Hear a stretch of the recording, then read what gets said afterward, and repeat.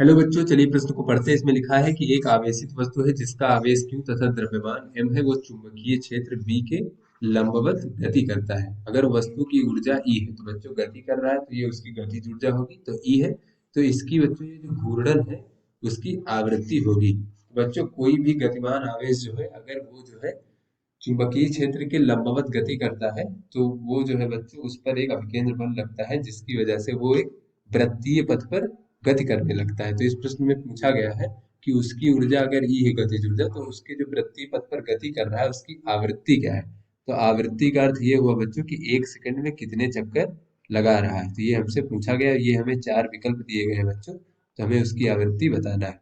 तो चलिए बच्चों, सबसे पहले इस प्रश्न की मूल अवधारणा देख लेते हैं बच्चों। तो मान लीजिए ये जो है ये हमारा आवेशित कण जो है इस प्रकार से वृत्तीय पथ पर गति कर रहा है बच्चों। और यहाँ पे अगर हम चुंबकीय क्षेत्र इस प्रकार क्रॉस से प्रदर्शित करें, क्रॉस का अर्थ ये हुआ बच्चों कि यहाँ पे चुंबकीय क्षेत्र इस तल के अभिलंबवत भीतर की ओर है, यहाँ पे चुंबकीय क्षेत्र। तो बच्चों इस चुंबकीय क्षेत्र को हम बी मान लेते हैं। तो मान लीजिए बच्चों ये आर त्रिज्या के वृत्तीय पथ पर गति कर रहा है।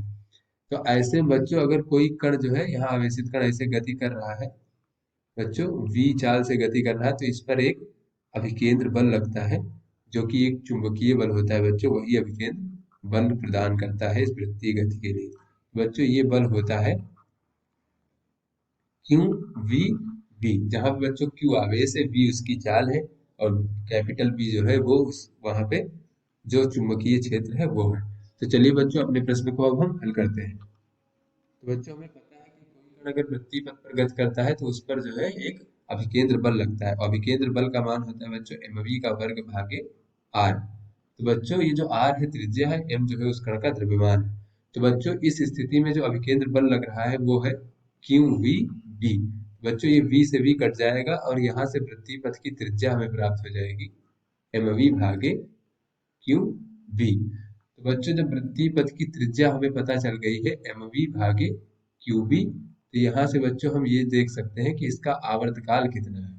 बच्चों अगर हम इस कण का आवर्तकाल देखें, आवर्तकाल का अर्थ ये हुआ बच्चों कि एक चक्कर लगाने में कितना समय लगेगा।